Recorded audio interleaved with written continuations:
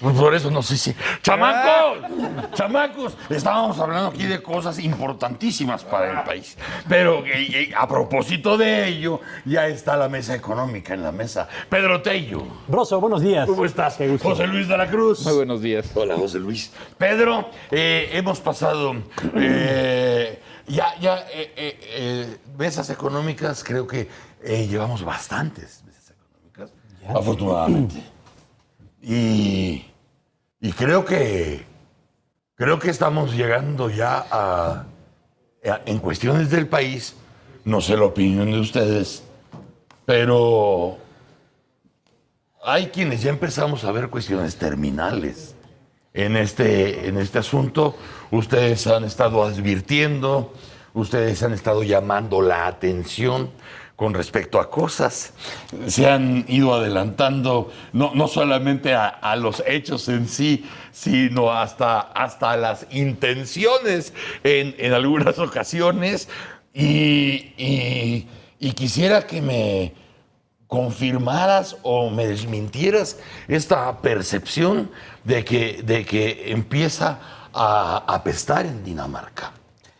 Lo cierto es que desde el punto de vista de los empresarios, la percepción empresarial, la percepción del consumidor mexicano, que son dos agentes muy importantes para el funcionamiento no solo de nuestra economía, sino de cualquier actividad económica, hay un ambiente, hay un ánimo de pesimismo que va avanzando a paso muy acelerado. Ajá. Hace una semana en este mismo espacio señalábamos que los datos que daban cuenta del empleo en enero y el comportamiento de la economía al cierre del 2015 apuntaban hacia una actividad económica que se debilitaba y un mercado laboral que estaba dando muestras de una recuperación francamente mediocre. Unos días después, el gobernador del Banco de México convoca a los medios de comunicación para presentar su reporte trimestral del comportamiento de la inflación, y como parte de ese reporte termina por señalar, y se convirtió finalmente en la nota relevante en materia financiera, que la economía mexicana en 2016 iba a crecer medio punto porcentual menos de lo que habían señalado unas semanas atrás. Y que en 2017, que es la otra parte también de la historia, Broso, la economía mexicana va a crecer por abajo de lo que las estimaciones originales se habían establecido. De modo pues que aquí venimos a señalar lo que nos anticipaban los primeros indicadores en materia económica, que íbamos a crecer menos. Ya lo reconoció el Banco de México, ya lo reconocieron los especialistas en economía que mes a mes encuesta el Banco de México para conocer su perspectiva sobre el comportamiento de la actividad económica nacional. Dijo el señor Aportela que el recorte había sido bienvenido por el sector económico, pero con porras y brincos y grandes abrazos. Eso lo dijo el señor Aportela en el Congreso. Y seguramente habrá quienes lo habrán aplaudido, pero no hay que olvidar una cosa: cuando estás recortando la inversión para 53 proyectos de inversión pública, la mayoría de ellos carreteros, lo que estás enviando es una señal muy concretita a la industria de la construcción, de que no habrá obras a realizarse, por lo menos tantas como se había anticipado originalmente. Pero no solamente a la industria de la construcción, Broso, es a los proveedores de la industria de la construcción. Alrededor de la industria de la construcción orbitan cerca de 23 especialidades económicas, desde el sector servicios hasta proveedores de minerales, grava, cemento, etc. Si a la industria de la construcción no le va bien y hay 53 proyectos que se posponen o se cancelan, evidentemente a estos 23 proveedores tampoco les va a ir muy bien. Pero si agregamos además que en Petróleos Mexicanos la mayor parte del recorte presupuestal le va a pegar a los proyectos de inversión, eso significa que los proveedores del sector energético, concretamente de Petróleos Mexicanos y también de la Comisión Federal de Electricidad, van a tener un mercado más estrecho. De modo pues que sí, la percepción de empresarios y de consumidores que va a la baja no hace sino ratificar lo que los propios indicadores empiezan a mostrar: una economía que va perdiendo altura, una actividad productiva que sigue debilitándose aceleradamente y sobre todo, diría yo, el ánimo de quienes invierten, empresarios y consumen, los ciudadanos en general, que empiezan a tener más dudas que respuestas sobre su condición actual y futura en materia económica y de calidad de bienestar. En los periódicos del mundo ya se empieza a mencionar con mucha insistencia pues toda la parte informal del trabajo en México. Eso es una cifra tan aparatosa que en el mundo pues les parece como hasta sensacionalista hablar de esos porcentajes. Y está empezando a salir como una gran nota o como un gran descubrimiento, algo que ustedes advirtieron, algo que ustedes hicieron notar y que no fue fácil hacer notar, me acuerdo, hace casi ya 3 años, acerca de la depreciación del empleo.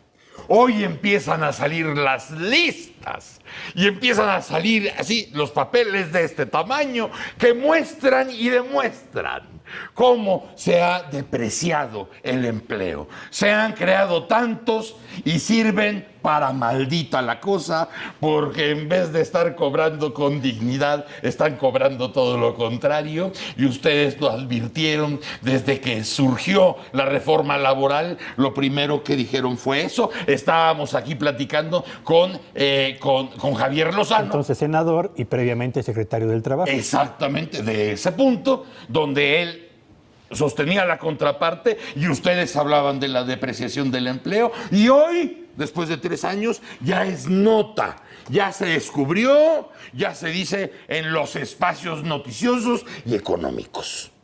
La precarización del empleo es probablemente el problema estructural más grave que enfrenta el país, porque por un lado refleja la incapacidad productiva de generar crecimiento económico y a partir de eso de generar bienestar.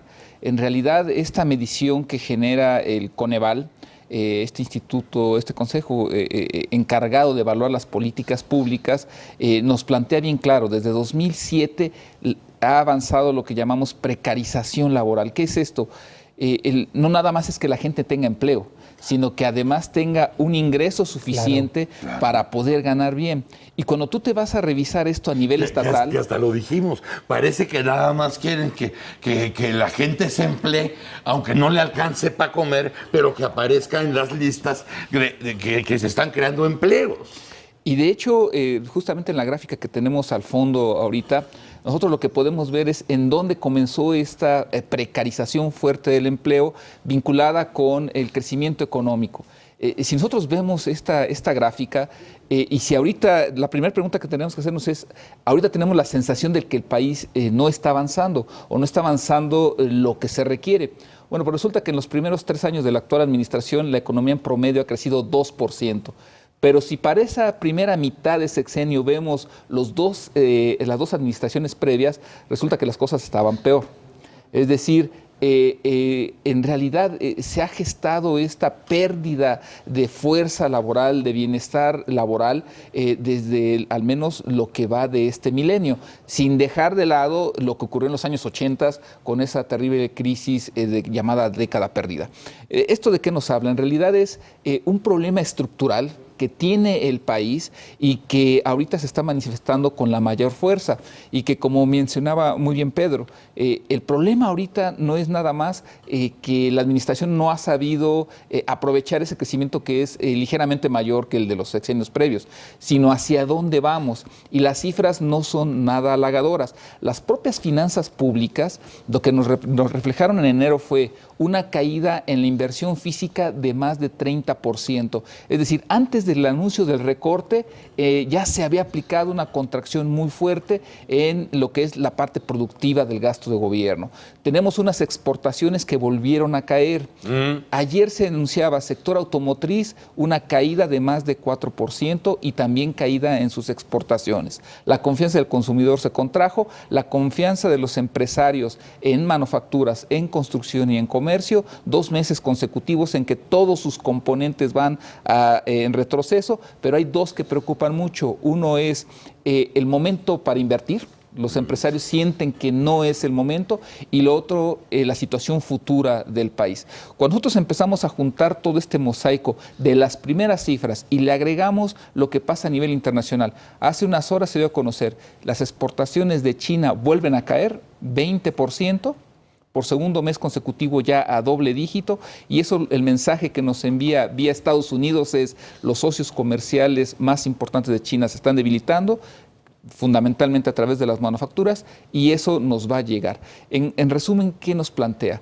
Como muy bien mencionas, hoy es noticia el grave problema estructural que tenemos en el mercado laboral. El problema es que la administración actual además se enfrenta una tendencia en donde pareciera que los mejores momentos de la economía, al menos en esta administración, ya se vivieron. Parece ser que vamos hacia los resultados más adversos. Y habría que agregar, Broso, para terminar este asunto. Sí. Llevamos 3 años de la presente administración. Nada más déjame retraer con lo que acabó José Luis. Parece ser que los mejores momentos económicos de este sexenio ya pasaron. Y en efecto. Y ahora, pues viene la consecuencia. Si ya pasó lo mejor, pues vendrá lo peorcito. ¿Hasta ahí estamos bien? Mantenerte a flote en el mejor de los casos sería, yo diría, la prioridad de la presente administración. Muy bien. Pero en materia de empleo, mira, por esto que comentaba José Luis, que es muy importante. A ver, 3 años han transcurrido de la presente administración. En esos 3 años debieron haberse generado 3 millones de empleos en el sector formal de la economía. 3 millones de empleos. Los empleos que se generaron en esos 3 años fueron solamente 1.800.000. De modo que tenemos, para empezar, un déficit de 1.200.000 puestos de trabajo que no se crearon respecto a lo que debió haber sido la meta de una reforma laboral o del avance de una economía. Pero si además a la insuficiencia en la cantidad agregas la mala calidad de esos empleos, como bien lo ha comentado José Luis, pues estamos finalmente en un panorama que te genera interrogantes muy serias sobre la capacidad que tendremos para activar el mercado interno hacia adelante, 1, y 2, y sobre todo, sobre un problema que empieza por ahí a gestarse. Se ha hecho gala en las últimas semanas del crecimiento del financiamiento al consumo, al sector vivienda y al sector empresarial. Si este país no genera empleos en cantidad y en calidad suficiente, más tarde que temprano, o temprano que tarde, ese financiamiento se va a convertir en problemas de pago de los deudores con la banca, y a la larga esto va a generar un problema adicional para el comportamiento de la economía mexicana. Así que sí, a mitad de sexenio tenemos una economía que da muestras de agotamiento y con una perspectiva que no ofrece, yo diría, noticias tranquilizadoras hacia la segunda mitad de esta administración. ¿Compartes la perspectiva de José Luis de que parece que no hay rumbo? Por supuesto que no lo hay. Perdimos capacidad para avanzar en una dirección y capacidad para hacerlo con algún ritmo. Yo creo que si hay dirección, lo malo, lo que da miedo es hacia dónde va. Exacto, ese es el tema. Hacia el fondo. Sí, pero parece que estamos hablando de 2 realidades distintas, ¿no? Porque esa caída libre hacia el fondo parece ser el horizonte de los que van adentro, mientras que los que estamos por fuera estamos viendo una caída libre al fondo. Y según ellos están yendo hacia adelante. Y mejor que otros países, dicen. Y mejor que otros países. Incluso mejor que otros países. Esa es la otra parte del discurso que uno no termina por entender.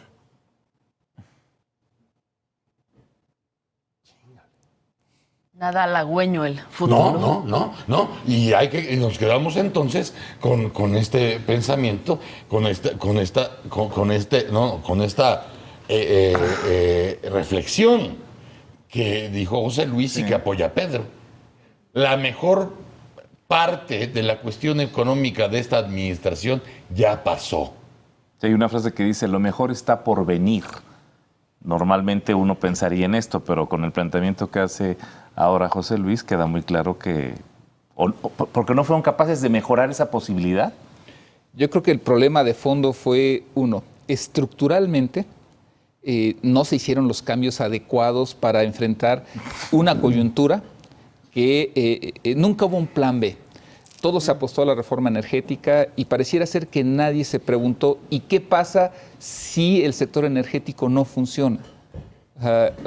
Se gastaron millones seguramente en análisis de tanto le apostamos a la reforma laboral, tanto a la energética, etcétera. Bueno, ¿y qué pasa si eso no funciona? Perdón, ahorita que hablas del plan B, ¿por qué tanto a la reforma energética si ahorita lo que parece es que estás desmantelando Pemex? ¿Por qué? O sea, ¿Sí te falló la reforma energética? ¿O se trataba de desmantelar Pemex y de empezar a desmantelar la Comisión Federal de Electricidad como si fuera un compromiso de hace 30 años de dejar el país listo para que lleguen a administrarlo? Yo creo que la reforma energética la pensaron en un escenario internacional diferente al que estamos viviendo ahora. O sea, como si fuéramos otro país. Como si tuviéramos precios internacionales del petróleo del orden de los 90 a los $100 el barril. Ese fue el escenario en el que ellos pensaban que iba a caminar la reforma energética. Colapsó ese escenario y las bases sobre las cuales se articuló la reforma también vienen para abajo, con el agravante de que precios superiores a $90 le daban a Pemex oxígeno para mantenerse con vida y para intentar por lo menos modernizarse.